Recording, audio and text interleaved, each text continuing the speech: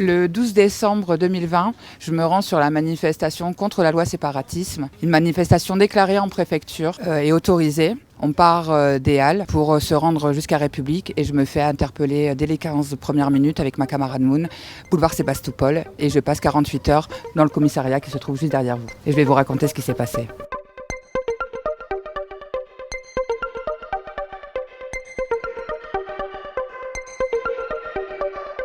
Donc, je m'appelle Mélanie Ngoye-Gaham, j'ai 40 ans, je suis travailleuse sociale dans un centre social sur Amiens.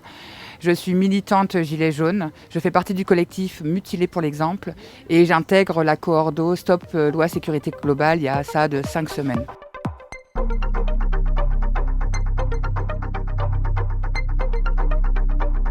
Il est tôt, on arrive sur Paris vers 13h30, 14h. On est sur la place des Halles, on parle avec les copains. La manif part et au bout de 15 minutes, une brigade de la Brave, brigade d'action violente, rentre dans le cortège, emmène une camarade qui s'appelle Moon et 2 secondes après me pointe du doigt et décide de m'interpeller également. C'est juste là, au niveau du passage. Au niveau du passage piéton sur le boulevard Sébastopol. Quand je demande pourquoi je suis interpellée, on me répond que je suis détentrice d'un parapluie appelant à la haine. Puisque je n'ai pas de parapluie sur moi, ni dans mon sac à dos, je demande où se trouve ce fameux parapluie. La brigadière dit qu'elle l'avait posé dans un bac à fleurs qui est juste derrière moi et que quelqu'un l'a pris. Je vois qu'un autre brigadier de la Brave lui fait un signe de la tête, lui indiquant que non, il n'y avait pas de parapluie. Et donc, je pense qu'à ce moment-là, je suis sortie d'affaire puisque je n'ai pas de parapluie. On me reproche un parapluie. Sauf que non. Au moment où on donne mon identité, un autre brigadier revient et dit les 2 parapluies, ça s'en va à la DGSI 75. Donc, à mon sens, après, je n'ai pas de secret, je ne sais pas ce qui s'est passé en off. Mais pour moi, mon nom de famille, puisque en fait, je suis victime d'une agression de la part d'un policier et j'ai un procès qui arrive le 15 avril 2021, mon nom a dû ticker là-haut et ils ont décidé de m'interpeller, de me faire parler sans doute. Oui, moi je me laisse faire, j'ai rien à me reprocher et je sais aussi que si jamais je me débat face à un policier, si je l'insulte, si je l'invective, je vais avoir beaucoup plus de problèmes. Donc, puisque je n'ai rien fait, je continue à ne rien faire, donc je me laisse emmener. La première fouille, elle se passe là, et après on me colle contre le mur qui est juste derrière, où j'attends à ce qui me semble être une bonne heure, mais je n'ai plus du tout la notion du temps à ce moment-là. Moi, je suis posée contre ce mur-là. Moon est juste derrière moi. Il y a un avocat qui s'appelle Alexis qui est juste derrière aussi. Et les brigadiers rentrent dans le hall parce qu'il pleut pour pouvoir remplir leurs procès-verbaux. Puisque je n'ai rien fait et puisque je n'ai rien à me reprocher, je n'émets aucune résistance. Et je dis même à une camarade qui était venue me voir, s'il m'emmène, c'est pour 4 heures. Garde ton téléphone, je t'appelle dans 4 heures et vous me dites où vous êtes et je vous rejoins. Il y avait les commerçants qui sont juste là, de la bijouterie, qui étaient dehors tout le long de l'interpellation par la Brave, qui étaient assez hallucinés, la petite commerçante est venue mettre cette guirlande là qui est là, elle est venue nous l'allumer en disant je vais mettre un peu de gaieté dans ce monde de brutes. On me dit que je parle à DGSI 75. Donc je demande ce qu'est la DGSI 75. On me répond que je verrai quand je serai arrivée. Et quand je continue à demander où est le parapluie, on me dit on stoppe toute communication avec vous. Et après on refuse de me répondre. Et là, tout le long de la rue, il y a plein d'interpellés. Donc je n'ai pas leurs identités. Et là, on nous emmène à la bétaillère qui est garée au niveau du passage piéton, là où j'ai été interpellée. Voilà, on me met dans ce camion, dans ce camion que la police adore appeler la bétaillère, sous-entendant que nous sommes donc du bétail. Et c'est pour ça aussi que j'appelle la bétaillère, puisque c'est le nom qui donne à ce fourgon. À ce moment-là, on voit un couple avec un parapluie multicolore et on rigole avec Moon. On leur dit partez, vous allez vous faire interpeller. Votre parapluie est dangereux, vous allez vous faire interpeller. Donc on rigole encore à ce moment-là. On est assez détendu avec Moon. On comprend pas bien, mais on se dit puisqu'on n'a rien fait, de toute façon, on peut rigoler. Il y aura rien, on n'a rien fait. Est-ce que c'est une provocation? Est-ce qu'on était ciblés, qui nous voulaient? Est-ce qu'ils ciblaient Moon? Peut-être. Est-ce que vraiment, dans leur délire, ils pensent vraiment que Moon est chef des Black Blocs? Peut-être. Et du coup, vu qu'elle m'a prêté vu que moi aussi ils pensaient que j'avais un parapluie, ils nous ont interpellés. Moi, je ne comprends pas ce qui nous est arrivé encore aujourd'hui. 10 jours après, je suis incapable de comprendre ce qui nous est arrivé. Ils viennent l'arracher au cortège. C'est-à-dire qu'on est là en train de parler de son camarade qui a perdu sa main, et ils viennent et ils l'attrapent. Alors son arrestation est beaucoup plus violente que la mienne. En fait, ils la prennent et ils l'arrachent de la manif, ils l'emmènent. Et 2 secondes après, c'est à mon tour. Donc avec Moon, on est dans ce qu'ils appellent la bétaillère, parce que pour bien nous déshumaniser, au lieu d'appeler ça un camion de police, ils appellent ça une bétaillère. Donc comme ça, on est du bétail. Donc la bête Moon et la bête Mélanie se trouvent dans une bétaillère. Bref, on arrive avec toutes les personnes interpellées à ce moment-là, dans le 18e arrondissement. Et là, on trouve un espèce de camp. Très particulier, quoi. C'était vraiment horrible. On se demandait où on arrivait. Il y avait des grands grillages, des fils de barbelés sur des hauteurs impressionnantes. Donc on nous fait faire un petit tour là dans un espèce de hangar. On nous sort de là et on va donc dans un commissariat. Fouille assez humiliante parce que je souffre d'endométriose et je suis en crise d'endométrie. On me demande de me désappeler complet. Le premier truc qu'on me demande, qu'on me dit, c'est enlève ton alliance. J'ai un peu de mal avec ça parce que c'est un bijou que j'estime ne pas être un bijou en fait et que je n'ai jamais enlevé. Et donc déjà psychologiquement, là, à ce moment-là, même si on m'avait lu mes droits, même si c'est au moment où on me demande d'enlever mon alliance où pour moi, ça y est, les dés sont joués, je suis en garde à vue. Donc voilà, jeune femme très très jeune, elles sont 2, très très jeunes. Donc elle me demande de me déshabiller complet, de baisser ma culotte. Je vois que la deuxième brigadière est compatissante parce qu'il y en a une, celle qui était un peu plus énervée, me demande de lever ma jambe pour la poser sur la table pour pouvoir voir ce qu'il y avait en dessous ma chaussette. Et vu que j'avais mal au bassin à ce moment-là, je lui explique que je ne peux pas lever ma jambe à hauteur de la table. Que plus de 50 cm, pour moi, c'est impossible de lever la jambe.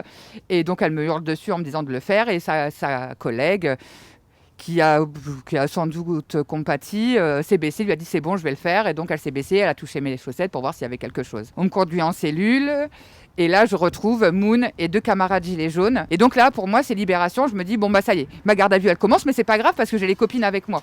Et voilà, ça va être long mais au moins on a les copines. Mon avocat arrive. Et là il m'apprend que non, je suis transférée donc, dans le commissariat qui est derrière vous. Et donc on me dit c'est la sûreté, on me donne un sigle encore, DST, je sais plus, un sigle, je demande ce que ça veut dire et là on me dit que c'est les transports. Donc je dis c'est rigolo, j'ai même pas le permis, pourquoi vous m'emmenez dans une brigade qui gère les transports? Non, on sait pas. Et donc on arrive ici, il devait être 20h.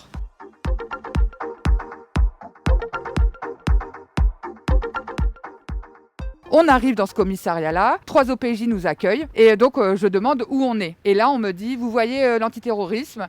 Je dis oui, nous c'est le service juste en dessous. Et donc avec Moon on se regarde et déjà là on commence à ne plus rire. Et on se dit qu'est-ce qu'on fout là, c'est incroyable, pourquoi on est dans un truc juste en dessous de l'antiterrorisme, on n'est quand même pas à ce niveau-là.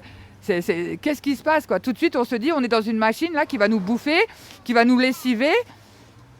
Et on comprend pas trop, donc on cause un peu dans nos cellules parce qu'on est séparés. Là, Moon, à ce moment-là, elle explique qu'elle est claustrophobe et on lui met quand même dans la cellule la plus petite. Il y avait 3 cellules, et on la met quand même dans la cellule la plus petite. Elle devait faire 2 mètres sur 2 mètres 20. Elle était vraiment très très petite, la cellule de Moon. Moi, on me donne la grande cellule. Et voilà, donc on commence à parler avec Moon, on rigole un petit peu, mais on rit jaune, quoi. On se dit on est dans une sacrée affaire, on comprend pas. Et vu qu'on n'a rien à se reprocher, on se dit encore qu'au bout des 24 heures, on va sortir, quoi. Mon tour à moi, c'est le dimanche matin où une OPJ descend et me dit nous venons de contacter votre avocat. Il a dit qu'il vous avait informé hier qu'il ne viendrait pas à l'audition. Donc là, je suis étonnée. Je lui dis non, il ne nous a jamais dit ça.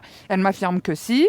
Je dis OK, mais je me souviens que mon avocat avait dit qu'il était mandaté par un autre avocat qui est Maître Harry Halimi. Du coup, je dis donc téléphonez à Maître Halimi pour qu'il vienne. Elle redescend 5 minutes après en me disant Harry Halimi nous a indiqué qu'il ne viendrait pas le dimanche, qu'il ne se déplaçait pas le dimanche. Monsieur Maître Halimi est très bien pour vous prendre votre argent. Par contre, pour les suites, c'est à revoir. Donc là, pour moi, c'est assez violent parce que c'est un avocat qui me suit pour une autre affaire de violence policière. où je me suis fait matraquer le 20 avril 2019 par un commandant divisionnaire CRS. Et donc, on a loué un lien assez fort avec cet avocat-là. Et donc, pour moi, à ce moment-là, je me sens abandonnée, je me sens perdue. L'OPJ me propose un commis d'office. Mais dans ma tête, c'est un peu le carnage parce que je me dis, est-ce que si je prends un commis d'office, mon avocat va pouvoir récupérer le dossier ou pas ? Donc je dis non, je veux pas le commis d'office et je m'en vais en audition seule. L'audition est très courte parce que je décide que j'ai rien à leur expliquer, que j'ai rien à leur dire, donc ça va très très vite. Vers 14h, on arrive, quand les OPJ arrivent, me notifient ma deuxième garde à vue. Là, je comprends pas pourquoi je suis prolongée de 24 heures. On me dit que c'est comme ça, que c'est la procédure et que j'ai rien à redire. C'est assez dur à ce moment-là. On me dit donc vous avez un nouveau droit, c'est d'appeler quelqu'un. Donc j'appelle mon mari, les trucs de la vie quotidienne. T'oublieras pas la piqûre du chat, t'oublieras pas nourrir les poules, comment vont les enfants, comment vont mes parents. Et il me coupe assez vite en me disant Mélanie, où es-tu ? Et je lui dis tu sais où je suis ? Il me dit non, on ne sait pas où t'es. Ton avocat te cherche partout. Il était dans le 15e, il était dans le 19e, il te cherche partout. Les copains, tes camarades, tout le monde est là à me téléphoner, tout le monde te cherche. Et donc là, je comprends que pendant 24 heures, j'ai été raflée d'une manif et que personne n'a de nouvelles de moi. Personne ne sait où je suis. Bon, ils savent que je suis en garde à vue, mais ils ne savent pas où je suis. Et ça, je trouve ça hyper violent aussi. Parce que, mis à part le fait que je sois militante, je suis quand même mère de famille, je suis quand même une enfant de ses parents. Et à ce moment-là, je disparais, quoi. Je disparais. Et donc, tout de suite, je demande à l'OPJ si j'ai le droit de dire où je suis. Donc, elle me dit oui. Je lui demande où on est parce que je me souviens plus très bien le nom. Elle me le dit. Je le dis à mon mari et je lui dis tu téléphones tout de suite à Aria Halimi parce que moi, l'OPJ, qui était juste à côté de moi, m'a dit que Aria ne voulait pas venir me défendre. Et donc, ça, elle l'entend. Mon mari il m'explique que oui, qu'il va le faire. Il me dit Mélanie, il y a une vidéo de ton arrestation. Donc, je dis super, la vidéo de mon arrestation, c'est génial, parce que je sais que j'ai rien fait et que du coup, quand ils vont voir cette vidéo-là, c'est bon, quoi. Ils me ramènent en cellule et je sais par la suite que l'OPJ téléphone à mon mari en disant « Vous avez parlé d'une vidéo, on veut la source de la vidéo ». Mon mari n'est pas militant. Et donc, il se dit, ce sera peut-être un moyen d'avoir des informations sur ma femme. Donc, il lui pose des questions sur ma santé parce que j'ai un problème de bassin et l'endométrie. Et donc, il demande, est-ce que ma femme a vu un médecin ? Est-ce qu'elle va bien ? Est-ce qu'elle a son traitement ? Je sais qu'elle a son traitement dans son sac à dos. Est-ce que vous lui donnez ? Donc, on lui dit que oui, je suis très bien traitée, alors que la vérité, c'est que non, on ne m'a pas donné mon traitement. On m'a réveillée à 2h du matin pour une prise de médicaments, alors que j'en avais absolument pas besoin. Et par contre, on m'a laissé plus de 20 heures après sans antidouleur et sans mon traitement. Donc, j'ai le droit de voir, quand mon avocat arrive, en fait, c'est l'assistante de mon avocat qui arrive. Ça me rassure. Elle me dit que je suis dans une machine, dans un truc incroyable. Ils n'ont pas accès au dossier. Et donc, elle ne sait pas trop ce qu'on me reproche. Elle a que ce que moi, je peux lui dire de ce qu'on me reproche, mais elle ne sait rien d'autre. Et donc, on parle de stratégie, elle me laisse me livrer, elle me laisse pleurer, elle me laisse dire que c'était injuste. Elle prend vraiment le temps de m'écouter et elle me dit « Ok, maintenant on va aller en audition. Et ton audition, il va falloir que tu fasses ci, que tu fasses ça, que tu fasses ci, que tu fasses ça. Et ça va aller. » Et donc, pendant mon audition, j'entends un autre OPJ écouter des vidéos et avec une ambiance de manif. Et à un moment donné, il dit « Oh, regarde, viens voir. » Il appelle une de ses OPJ. « Viens voir, il y a un truc qui se passe. Et là, regarde quand elle arrive, il y a un mouvement de foule. Et donc, je comprends qu'ils sont en train de parler de Moon, en fait. Je comprends à ce moment-là que c'est pas de moi dont on parle, mais c'est bien de ma camarade. Et je commence à me faire un petit peu un film dans ma tête en me disant... Ils pensent vraiment que Moon est à la tête du bloc et ils sont en train de faire en sorte que ça paraisse comme ça. J'en ai aucune certitude. Du coup, quand je retourne dans ma cellule, j'en parle pas à Moon. Je lui dis rien. Et vu qu'ils m'ont posé des questions sur la couleur arc-en-ciel, ils m'ont demandé si je connaissais Moon. Je lui dis voilà, moi ce qu'ils m'ont posé sur toi, c'est est-ce que je te connais ? Ma réponse a été oui, parce que puisque Moon avait donné ses codes de téléphone portable sous conseil de son avocat et que ce jour-là, on avait échangé longuement parce que Moon, on devait voir le camarade qui a perdu sa main à l'hôpital, on avait échangé longuement. Et donc, le dernier mot que je dis à Moon, c'est on se capte. Et ça, la police a cru que c'était un code. Et donc, ils l'ont interrogé sur ce mot-là, on se capte. Mais ça veut dire quoi, on se capte ? Ça veut dire on se voit. Non, ça veut dire autre chose. Qu'est-ce que ça veut dire, on se capte ? Et donc, voilà, quoi. On échange, Moon et moi, sur nos auditions, sur ce qu'elle a pu dire, ce qui, moi, me permet aussi de comprendre ce qui est en train de se dérouler pour moi. Et elle me dit, après son audition de 3 heures, hein, quand même, en pleine nuit, parce qu'elle, elle a été moi, j'étais interrogée en fin de journée, il devait être 19h, 20h. Elle a interrogé les 23h, jusqu'à 2h du matin. 3 heures d'audition la nuit. J'ai tellement cru que c'était pas possible que je pensais qu'elle était sortie. Et au moment où on voit Moon revenir, là, pour moi, c'est la terre qui s'écroule. Parce que je comprends que ma camarade, en fait, elle est dans la merde, dans une merde noire, parce qu'ils sont en train d'inventer des choses sur elle. Et donc, elle me dit, Mélanie, je suis dans la merde. Ça pue. Ça pue pour moi. Ils ont une photo de toi où tu tiens mon parapluie, mais je leur ai expliqué que tu tenais mon parapluie parce que je remettais mon sac à dos. Et elle me dit, excuse-moi, mais il n'y a pas à s'excuser qu'on en arrive à culpabiliser d'avoir prêté un parapluie pour remettre correctement son sac à dos, quoi. À dire, pardon, je t'ai foutu... Mais non, personne n'a à culpabiliser de quoi que ce soit. Cette histoire est une aberration. La faute, c'est à eux. C'est eux qui sont allés chercher des preuves. Dans la poubelle, je vois une feuille A3 déchirée, où c'est écrit « Elle transverse sa bouteille ». C'est moi, ça. Pendant la manif, avant la manif, j'ai transversé une bouteille de coca dans une petite bouteille d'eau. Et donc, ils essayent, comme ça, de nous créer un personnage, de nous façonner à leur image, pour nous faire passer pour ce qu'ils ont envie qu'on passe. Et c'est relayé dans chez BFM, c'est relayé et dès le samedi soir. Et ça peut être que l'OPJ, ça peut être que eux qui téléphonent à BFM pour dire que les chefs des Black Blocs, ce sont des femmes de 40 et 50 ans. Donc Moon et moi, qui peut dire ça? Mon avocat ne sait pas que je suis là. L'avocat de Moon ne sait pas qu'elle est là. Les seules personnes qui savaient pourquoi on avait été interpellés, c'était eux. Nous, on n'avait communiqué avec personne. Donc c'est eux qui téléphonent à BFM, et ça, on me l'enlèvera jamais de la tête. Et qui disent, et qui nous mettent à charge qu'on est les chefs des Black Blocs. Mais qui peut croire ça? Et donc, ils ont monté, comme ça, une histoire où ils sont partis chercher des photos où ma camarade est proche des CRS. Mais ma camarade, c'est une artiste de rue. Ma camarade, elle prend son parapluie coloré et elle va affronter le bleu des flics, en fait. Elle va casser cette grisaille. Elle fait tournoyer son parapluie, elle virevolte au-dessus de la manifestation. C'est une artiste, elle nous apporte de la gaieté, de la joie. C'est une maman, elle nous fait des câlins, elle nous fait des bisous. Quand on va mal, elle nous dit que tout va bien. Elle s'en oublie dans tout ça. Elle s'oublie, elle est toujours tournée vers les autres. Et c'est cette femme-là qu'on accuse et qu'on démolit. Et donc le lundi matin, je vois Moon passer devant ma cellule avec les menottes. Et là, je ne veux pas croire à la perquisition.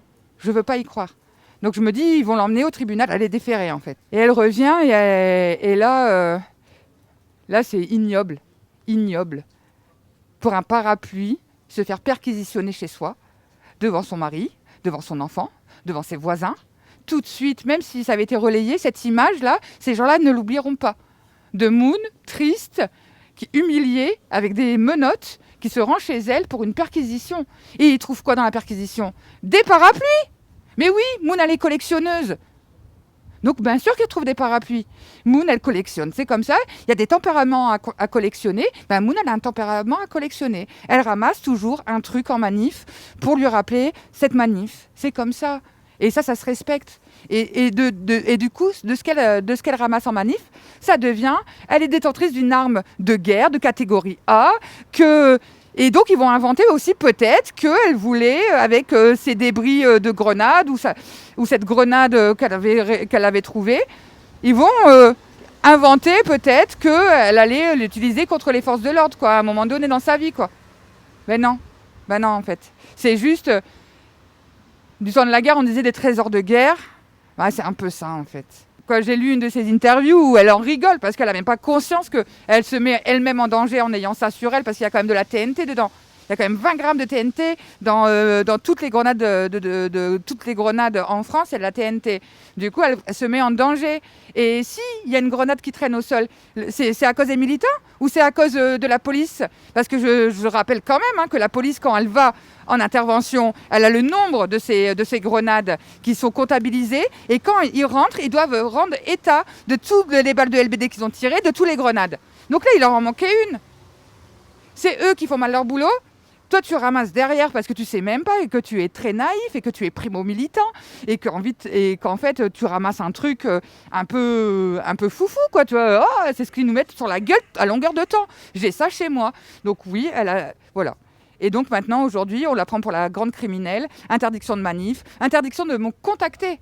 C'est-à-dire que moi, je suis en rien inculpée, mais Moon n'a pas le droit de me contacter. Et pourquoi ? J'ai rien fait. Et je sors sans rien. Pourquoi Moon n'a pas le droit de me contacter ? C'est violent. Et pour moi, je me suis accrochée à cette femme pendant 70 heures.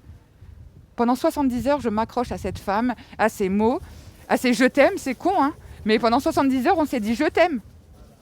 Et je me suis accrochée à ces je t'aime. Et je pense qu'elle s'est accrochée aux miens aussi. Et du jour au lendemain, j'ai passé 70 heures avec cette femme, et du jour au lendemain, on m'interdit de la voir. On m'interdit de la toucher, on m'interdit de la prendre dans mes bras, alors que j'ai qu'une seule envie, c'est de la prendre dans mes bras, de lui faire un câlin, de lui dire voilà ce qu'on a vécu, c'était de la merde. Et que c'était injuste. Et je te lâcherai pas, Moon. Je la lâcherai jamais, et peu importe, je la lâcherai jamais. Ça fait 48 heures qu'on est en cellule, donc on se dit qu'on va être déféré et qu'on va sortir, parce que moi, une OPJ vient me voir en me disant vous n'aurez qu'un rappel à la loi, donc vous sortez ce soir.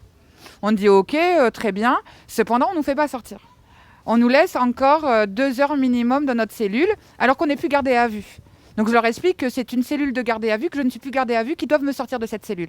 La dernière demi-heure, je pense qu'à ce moment-là, mon cerveau câble et je pète tout je pète tout, il n'y a rien dans la cellule à péter, mais je claque tout ce que je peux claquer sur les portes, je me fais mal même physiquement, je tape de partout, parce que je veux qu'ils me sortent de la cellule et c'est devenu trop. Cette cellule, elle m'oppresse, ces 2 caméras m'oppressent, je veux sortir. C'est fini dans ma tête.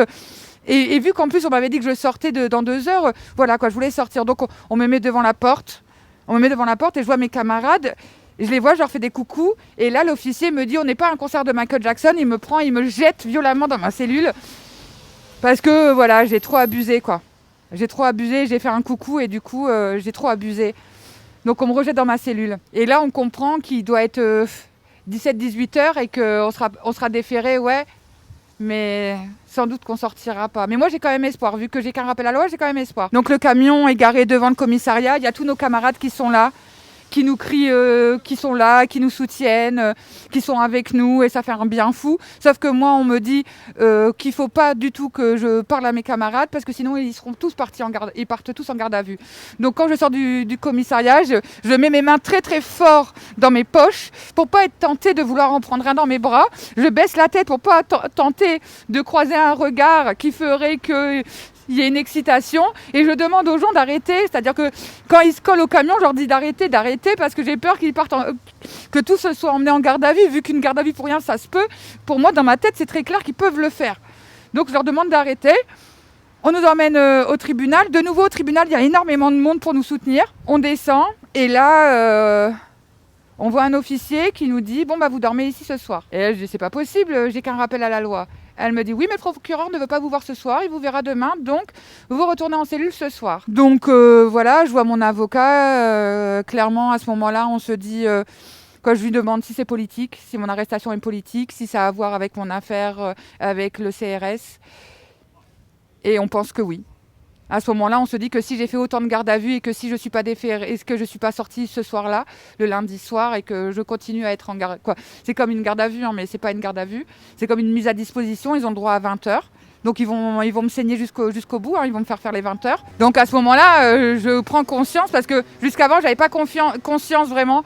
Pour moi, j'étais encore restée sur l'histoire du parapluie, et je n'avais pas conscience que peut-être qu'on essayait, à un moment donné, de me discréditer pour que le procès en avril, je passe pour une chef de Black Bloc ou un casseur ou pour quelqu'un en fait qui pourrait mériter finalement le coup de matraque que je me suis pris un an et demi auparavant. Parce que si j'arrive au procès avec une procédure judiciaire qui dit que j'ai insulté la police, eh ben, ça donnera des justifications à la justice. Voilà, donc là, à ce moment-là, on est là, j'ai plus du tout accès à Moon. À ce moment-là, le tribunal c'est fait de telle sorte que les cellules, elles sont très très éloignées, il y en a au moins 100 dans ce truc-là, et on m'explique que j'ai plus de droits ici. Donc je demande quel droit supplémentaire je peux avoir ici. Alors oui, il y avait une toilette.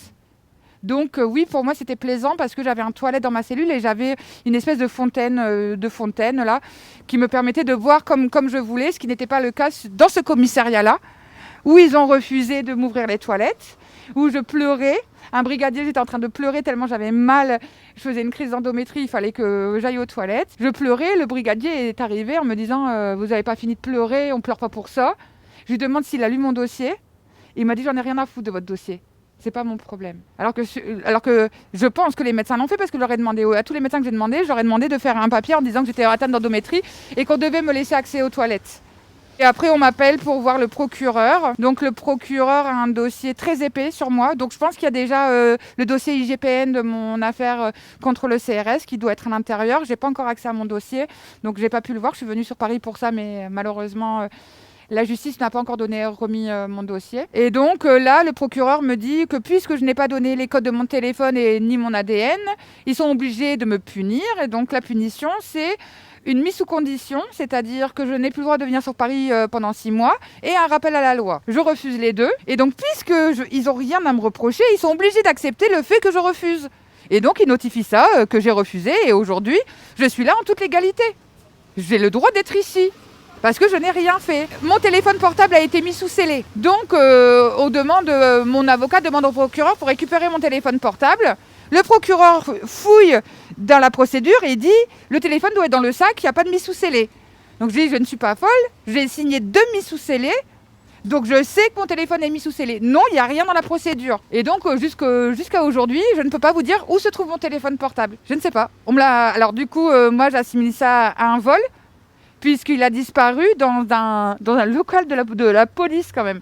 Mon téléphone portable a disparu. Et peut-être que je ne le reverrai jamais. Et donc, pour moi, c'est du vol. Alors, ça ne se passe pas dans ce commissariat-ci, là, parce qu'il n'y a que 3 cellules et on est 3 femmes. Mais quand on parle beaucoup de la police et du racisme systémique dans la police, et je pense que tant qu'on n'a pas fait une garde à vue dans un dépôt comme celui du 18e, eh ben, on n'y croit pas. Eh ben, si.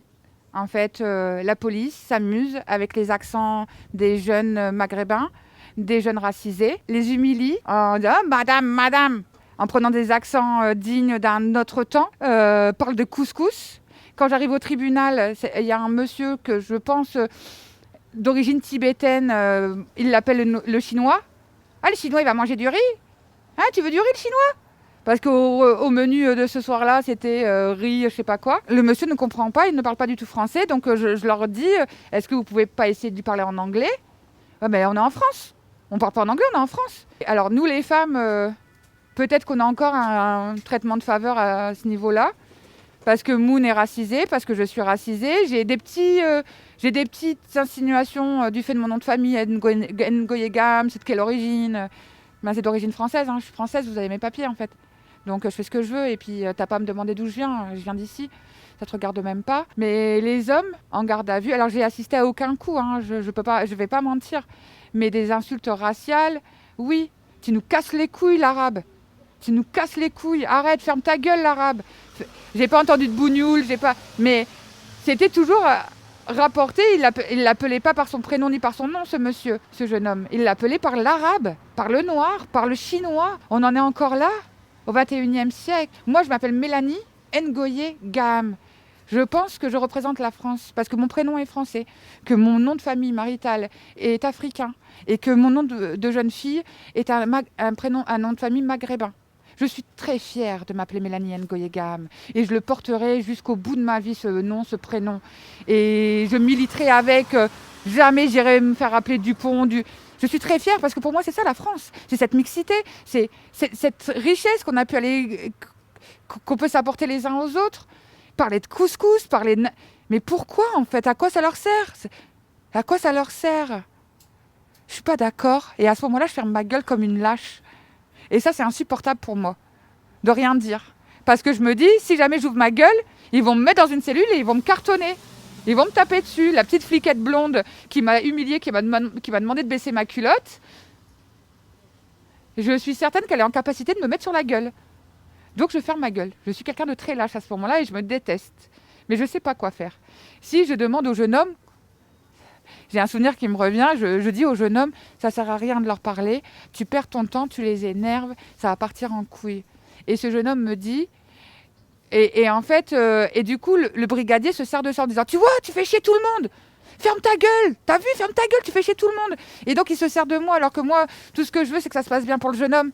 Et le fait que je lui dise « ça sert à rien, ils t'écouteront pas », il se sert de ça contre le jeune homme.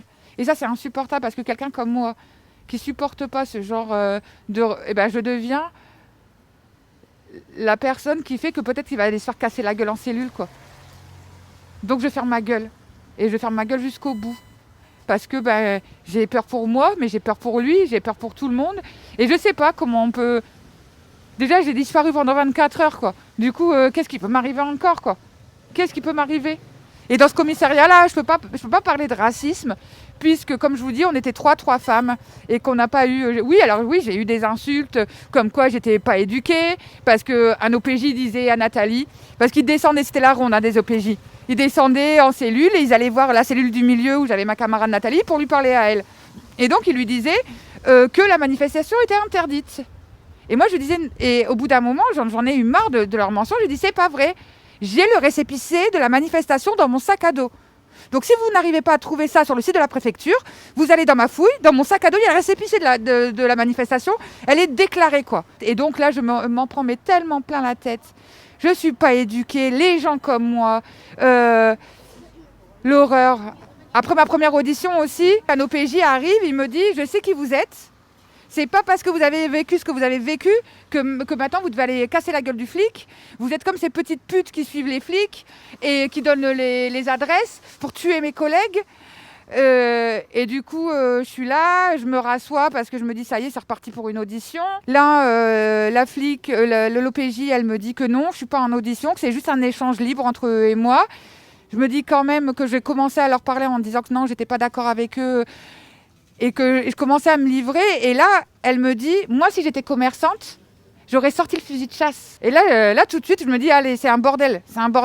J'arrête de parler, j'arrête de leur truc, ils vont m'emmener dans un truc pas net. Et donc, oui, on me parle de mon agression à ce moment-là. Et on me fait comprendre qu'ils savent, quoi. C'est pas on me fait comprendre, on me dit qu'on sait qui je suis, que je suis une islamo-gauchiste, que je suis fichée S parce que j'adore les gens fichés S, j'adore les islamo-gauchistes, j'adore les gens habillés en noir. Et là, donc, j'apprends que je suis fichée S. Alors que pour moi, c'est un truc de malade d'être fichée S. C'est-à-dire que je suis travailleuse sociale, quoi. Moi, je travaille avec l'humain. Fichée S, pour moi, c'est pas moi, quoi. Et donc voilà, je suis une gauchiste, je suis une islamo-gauchiste. À cause de moi et des gens comme moi, le droit de manifester bafoué, on casse des vitrines. Vous faites croire que vous tapez le capitalisme et en fait, vous tapez même les kebabs. Et donc à ce moment-là, je pense qu'ils veulent que je me défende et j'ai pas envie en fait de leur répondre non, c'est pas vrai. J'ai jamais vu un kebab de cassé.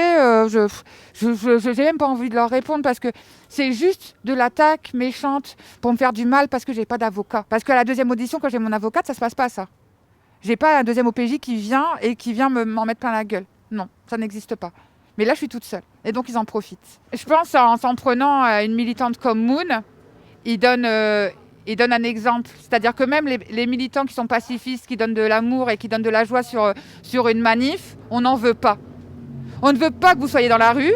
On ne veut pas que vous militiez. Il y a eu les gilets jaunes. Il y a la loi séparatisme. Il y a la loi sécurité globale. Ils sentent qu'on ne va pas rentrer. Il y a la crise économique. Et ils sentent que l'année 2021 va être une reprise pour le mouvement social qui va partir en sucette, parce que même les commerçants, à un moment donné, ils sont pris à la gorge. Et donc, je pense que oui, ils ont essayé de faire un exemple. Est-ce que ça a entaché ma détermination? Eh ben non, en fait. Quand je me prends le coup de matraque, j'ai un genou au sol et je le relève, ce genou. Quand ils mettent en garde à vue, c'est le même genou qu'on me remet au sol, mais jamais le deuxième. Et donc, ils n'ont pas réussi à même mettre le deuxième genou au sol. Je me suis relevée de la blessure, je me relève de la garde à vue, et je suis encore plus déterminée. Et je m'en fous, en fait. Je suis là dans la rue, c'est parce qu'on a raison d'être dans la rue. C'est une cause noble, c'est une cause juste, c'est une cause d'amour, c'est une cause de justice, c'est une cause humaine. On n'est pas dans la rue pour demander à continuer d'étrangler les gens. C'est pas nous qui faisons ça, c'est la police. Qui font des manifestations, quand M. Castaner leur dit que peut-être que la prise d'étranglement, on va arrêter, ils nous font des manifestations pour continuer d'étrangler les gens. Nous, c'est pas ça. Nous, on milite pour l'amour. On milite pour la paix, on milite pour une justice sociale, que tout le monde puisse manger, que tout le monde puisse vivre de son salaire. Ils se sont trompés. Et ils veulent nous faire croire que c'est nous. Alors non, je ne lâche pas la rue, je reste dans la rue. Le dimanche 3 janvier, je serai dans la rue pour honorer la mémoire de monsieur Cédric Chouviat sur les Champs de Mars, là où il est décédé par une prise d'étranglement. Et je ne lâcherai pas la rue. Vous avez été nombreux à nous soutenir sur les réseaux sociaux.